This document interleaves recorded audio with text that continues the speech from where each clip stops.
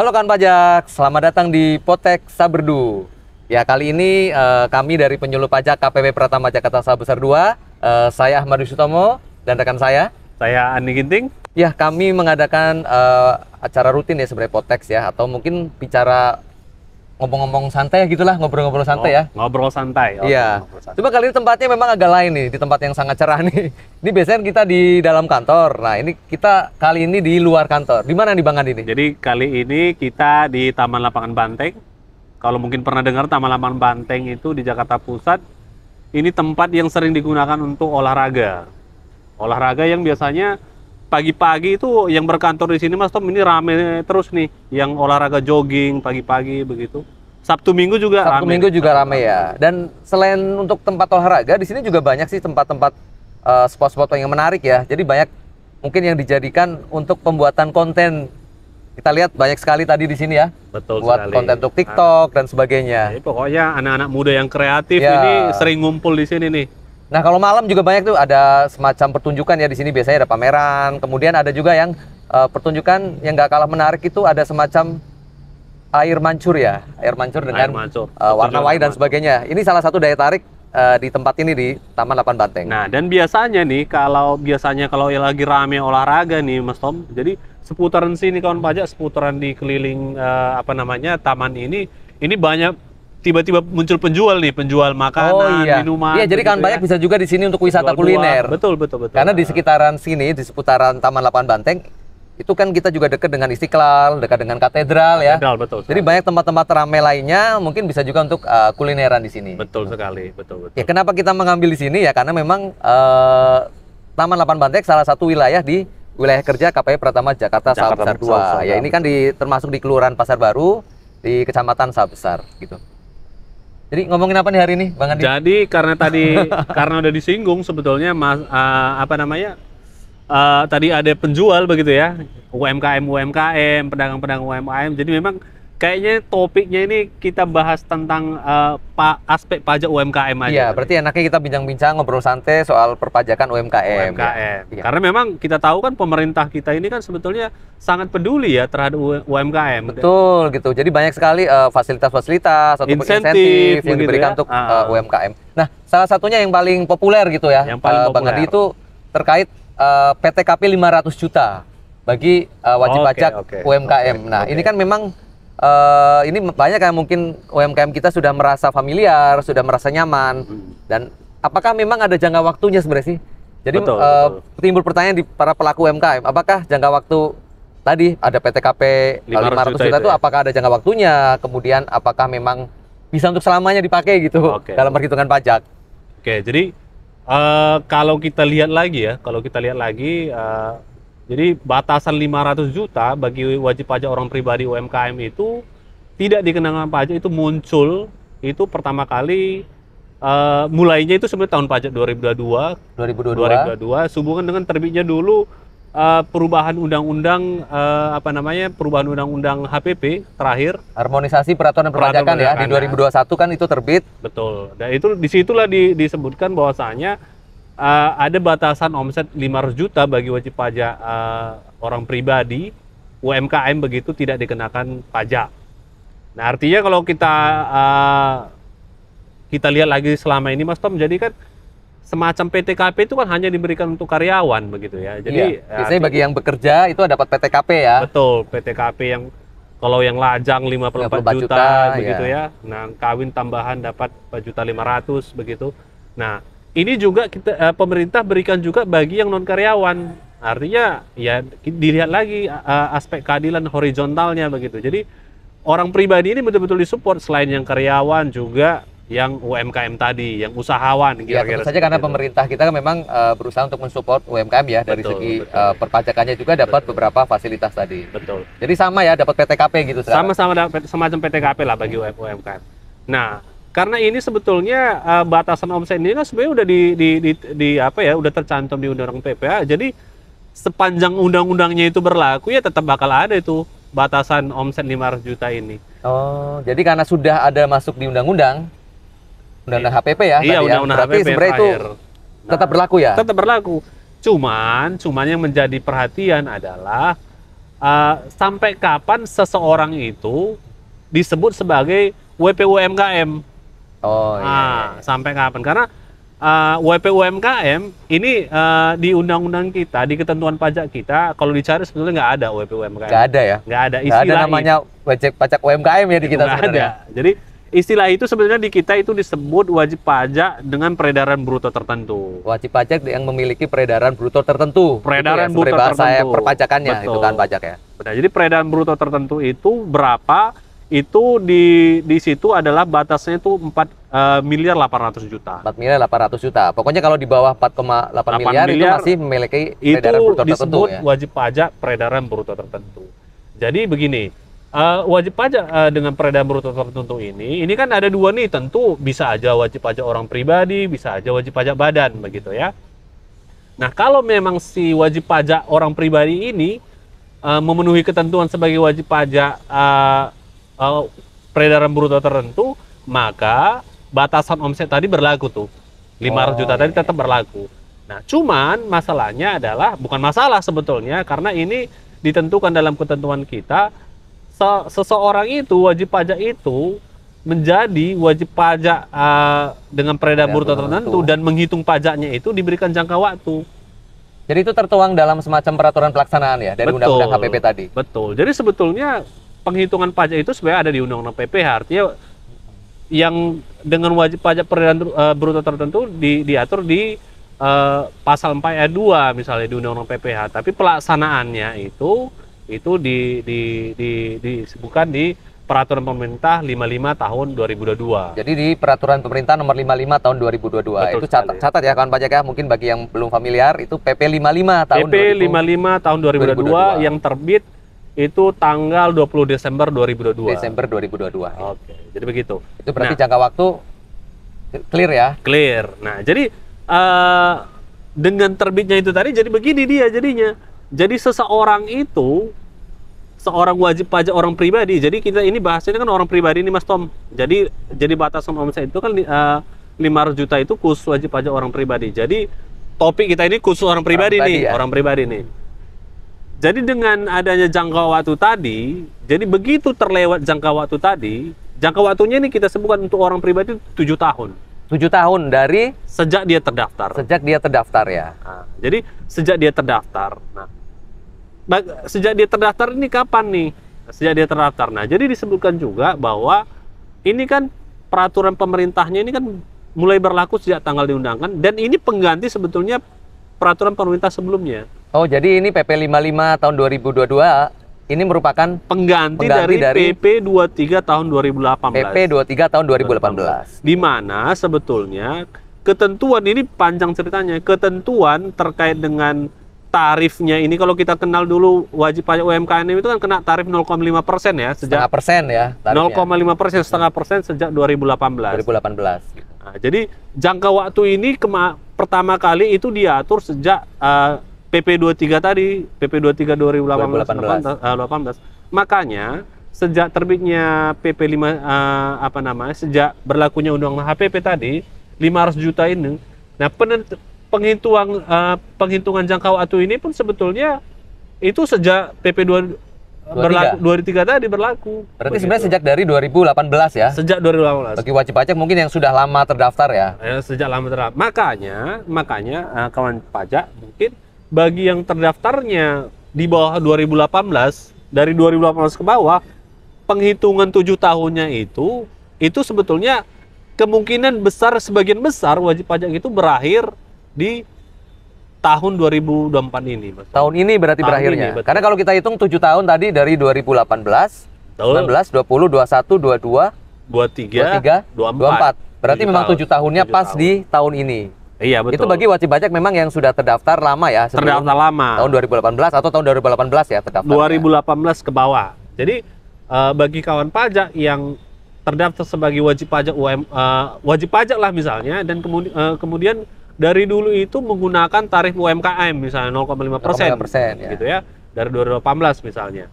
Nah, itu mulai tahun pajak inilah mungkin tahun terakhir sebutan wajib pajak UMKM itu bagi mereka-mereka ini nih. Karena sudah 7 tahun dianggap memang sudah mumpuni lah ya, udah bisa betul lewat jadi, dari 7 tahun. Jadi mereka UMKM gitu mungkin. Betul. Jadi ya. mereka diperkenankan menghitung PPh-nya sebagai WP UMKM, kira-kira seperti itu. Itu 7 tahun. Tapi kalau memang baru terdaftar, misalnya nih terdaftar tahun 2020, berarti 7 tahun dari tahun 2020. 2020. Nah, jadi artinya kalau misalnya ada isu atau misalnya kawan pajak membaca misalnya batasan 500 juta ini berakhir di 2024 gitu kan.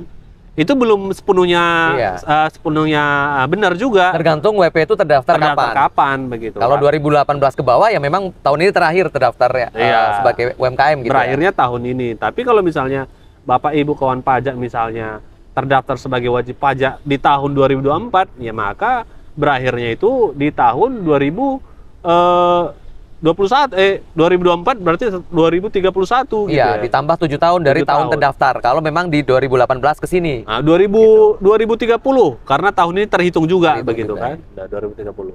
Nah, itulah kira-kira. Jadi batasannya itu tetap ada, tapi jangka waktu kita untuk menghitung PPh-nya dengan tarif UMKM itu yang diatur. Itu yang diatur. Jadi nggak semuanya bakal dicabut atau bakal berlaku selamanya juga enggak ya? Enggak. Tergantung masing-masing kondisi wajib pajak. Betul. Kira-kira seperti itulah. Mungkin bisa dipahami, nggak menimbulkan misleading di masyarakat seperti itu. Nah, itu sih sebenarnya kita kan juga pelaku UMKM kadang-kadang ngerasa kita sudah nyaman pakai tarif ini, sudah nyaman dapat fasilitas ini. Itu bagaimana? Kenapa memang akhirnya itu ada batasannya gitu bahasanya. Betul. Kenapa memang itu akhirnya nggak seluruhnya wajib pajak UMKM bisa berlaku selamanya gitu? Selamanya, oke, baik.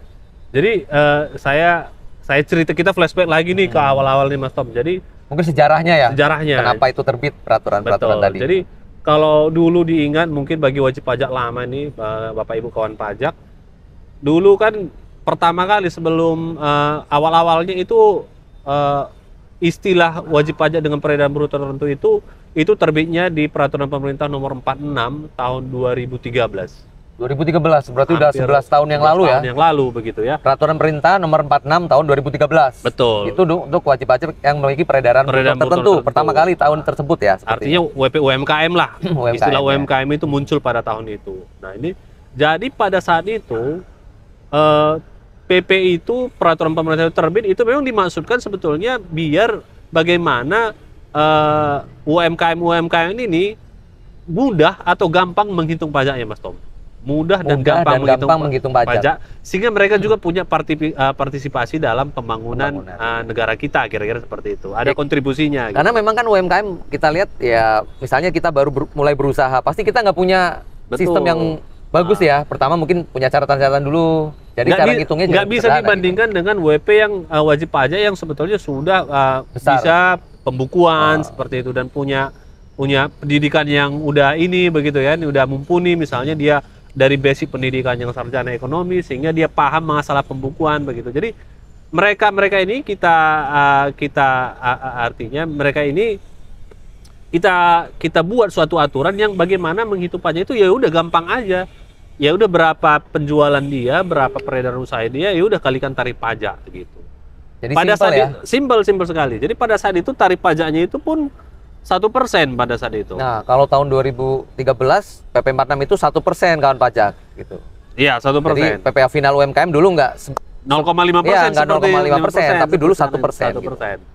Nah, sampai dengan 5 tahun peraturan pemerintah itu berlaku sampai dengan 2018 itu digantikan dengan peraturan pemerintah PP 23 tahun 2018. Separohnya ya, tadi 46 dibagi 2 jadi 23 ya. 23. Jadi di situ ya artinya pemerintah melakukan evaluasi. Nah, sebagai informasi di peraturan pemerintah 46 itu sebetulnya nggak diatur jangka waktu itu Mas Tom. Nggak ada istilah jangka waktu. Nggak ada jangka waktu pada saat tahun 2013 tadi ya. Jadi seorang wajib pajak itu menjadi wajib pajak UMKM, ya udah ketika memang omsetnya di 4,8, ya udah dia tetap menjadi wajib pajak UMKM. Nggak ada pengaturan soal jangka waktu tadi. Jadi sejak tahun 2018 baru ada pengaturan jangka waktu tadi ya. Iya, berapa tahun bisa pakai tarif UMKM tadi. Jadi berjalan 5 tahun PP 46 2013 ini, jadi pemerintah itu melakukan evaluasi lah. Evaluasi terkait dengan pelaksanaan PP tadi, PP 46 tadi. Jadi memang diambil kesimpulan bahwa harus ada kita perbaikan juga. Harus ada semacam, kita pun nggak pengen juga sebetulnya wajib pajak kita itu UMKM terus kan gitu Mas Tom? Iya, jangan sampai mungkin wajib pajak terjebak di stigma UMKM yang segitu-segitu aja. Jadi nggak mau maju jadinya. Iya, mungkin kan omsetnya masih 4,8 terus. Harusnya enggak ya? Enggak, naik kelas UMKM naik kelas, bisa ekspor, bisa omsetnya besar. Jadi betul. Jadi sejak saat itu dibuatlah jangka waktu seorang wajib pajak itu untuk menghitung PPh-nya menggunakan tarif UMKM tadi. Jadi ini sebetulnya jangka waktu ini pun dimaksudkan sebagai pembelajaran sebetulnya. Pembelajaran bagi UMKM ya, tadi. WP UMKM ini biar dia paham nanti ke depannya setelah dia besar dia paham membuat pembukuan. Iya, kalau memang UMKM udah omsetnya nih misalnya contohnya nih udah 10 miliar masih pakai catatan-catatan pasti akan repot ya. Betul. Gitu. Jadi memang ada tujuannya aturan ini dikeluarkan. Gitu. Jadi jangka waktu itu dimaksudkan untuk pembelajaran bagi UMKM untuk beralih biar bisa dia melakukan pembukuan. Karena sebetulnya undang-undang PPh itu sebenarnya mewajibkan pembukuan sebetulnya. Ya, karena di undang-undang pun sebenarnya pembukuan ya. Ini cuma klausul khusus karena memang kita pemerintah memang ya untuk mensupport UMKM tadi. Betul. Demi aspek kemudahan tadi. Kemudahan karena dari catatan tinggal kalikan tarif udah selesai ya. Betul. Jadi saya lanjut lagi ceritanya tadi yang 2018. Nah, dari situlah dimulai disebutkan masalah jangka waktu tertentu tadi, jangka waktu tertentu wajib pajak untuk menggunakan tarif UMKM tadi. Nah, 2018 sampai dengan tahun 2022, jadi hampir 5 tahun juga itu Mas Tom, 5 tahun juga. Ya, kebetulan pada saat itu kan ada perubahan karena tuntutan ini juga ya, tuntutan perkembangan bisnis, perkembangan zaman, ada kita menghadapi COVID juga dulu ya. Betul. Jadi ada beberapa kali perubahan di undang-undang pajak kita, sebelumnya Cipta Kerja, kemudian undang-undang harmonisasi peraturan perpajakan. Nah, di situ ada semacam insentif lagi Mas Tom, insentif lagi bagi WP UMKM ini. Yang tadinya 1% di PP 46 itu, di PP 23 itu turun jadi setengah persen. Nah, bagi orang pribadi ini ya, ini kita catat juga di orang pribadi. Di 2022 mulai diberikan lagi insentif bagi mereka. Jadi selain tarifnya tetap setengah persen, omset sampai dengan 500 juta itu bebas pajak dulu deh gitu. Jadi ada PTKP lah bahasanya tadi ya. Semacam PTKP batasan kalau belum sampai 500 juta ya nggak bayar pajak dulu. Gitu. Jadi mereka akan mulai bayar pajak itu ketika omset mereka itu melewati 500 juta. Dan itu pun tarifnya masih setengah persen tadi. Tarifnya tetap setengah persen seperti itu. Itu mungkin karena tadi terkait ada COVID, terus juga memang pemerintah berniat untuk ya membangun lagi UMKM di Indonesia. Mungkin banyak ya anak-anak muda baru terjun di UMKM ya, makanya dikasih tarif setengah persen tadi, kemudian terus dikasih batasan dulu 500 juta, jangan bayar dulu gitu bahasanya kan ya. Jadi mungkin pemerintah pun menganggap ya 7 tahun ini mungkin waktu yang cukup lama juga ya bagi WP kita untuk naik kelas sebetulnya ya. Artinya ada jangka waktu yang mungkin berdasarkan apa ya, udah dianggap cukup bagi yang wajib pajak yang sudah lama ya, sudah 7 tahun ya kita anggap cukup untuk keluar dari ya stigma UMKM tadi ya. Betul. Tapi kalau yang baru terdaftar ya memang masih pakai tarif UMKM tadi. Tarif UMKM. Jadi ketika dia pakai tarif UMKM, ya batasan 500 juta itu tetap bakal ada. Jadi batasan 500 juta itu kawan pajak itu melekat ke status UMKM kita, kira-kira gitu. Status apakah kita menghitung pajaknya dengan tarif UMKM gitu. Jadi melekatnya ke situ. Jadi ketika wajib pajak orang pribadi itu menghitung pajaknya pakai ketentuan umum, maka ya tentu batasan 500 juta tadi nggak lewat situ dia, nggak pakai itu dia. Jadi tentu saja pemerintah pasti punya kajian dalam waktu 7 tahun nih, ada kemungkinan memang UMKM bisa tumbuh besar gitu kan. Jadi makanya tarifnya juga berlakunya tadi hanya 7 tahun ya. Nah dan jangan ini juga, dan jangan khawatir juga, artinya begitu udah berubah tarifnya nanti bakal nggak ada fasilitas lagi, tetap ada. Artinya begini, begitu beralih ke tarif ketentuan umum pun sebetulnya nanti kan menghitungnya dengan saat ini kan nanti pakai norma penghitungan. Norma penghitungan kalau orang pribadi ya. Nah, setelah menggunakan norma ini, wajib pajak UMKM ini pun nanti akan diberikan PTKP juga. Semacam penghasilan tidak kena pajak. Iya, semacam PTKP karena norma kan diakuin nggak 100% penghasilan. Betul. Ada dianggap sebagai pengurangnya gitu. Nah, setelah dapat penghasilan itu kan dikurang PTKP bagi wajib orang pribadi. Jadi bahkan kena PTKP yang tadi yang kawin, tidak kawin. Iya, betul itu maksudnya. Jadi tetap yang tadi yang dapat fasilitas bagi non karyawan dapat PTKP, begitu nanti si wajib pajak UMKM ini menghitung pajaknya pakai norma nantinya pakai ketentuan umum. Nah, tentu dia juga dapat namanya fasilitas PTKP tadi. Penghasilan tidak kena pajak tadi. Kira-kira seperti itu. Jadi memang sepanjang aturannya belum berubah, ya itu tahun ini adalah tahun terakhir kalau dihitung dari tahun 2018. Ya, tapi kalau baru mulai ya 7 tahun ke depan gitu bagi kawan pajak yang baru mulai berusaha. Betul sekali. Nah ini penasaran juga nih dengan tadi disebutkan peraturan pemerintah nomor 55 tahun 2022. Nah, betul. Itu juga mungkin ada peraturan pelaksanaan lainnya ya yang terkait PMK-nya mungkin ya. Betul. PMK-nya kalau nggak salah PMK berapa ya Bang dia? Jadi kalau dulu kan peraturan pemerintahnya itu PP 23 2018. Pada saat itu aturan pelaksananya itu Peraturan Menteri Keuangan 99 2018. Artinya kalau berganti PP-nya tentu aturan pelaksanaannya pun nggak udah sesuai lagi. Jadi pada tanggal 29 Desember 2023 sudah terbit aturan pelaksana terkait PP 55 ini, yaitu PMK 164 2023. Jadi peraturan Menteri Keuangan nomor 164 tahun 2023. Itu petunjuk pelaksanaan untuk PP 55 tadi ya. Betul sekali.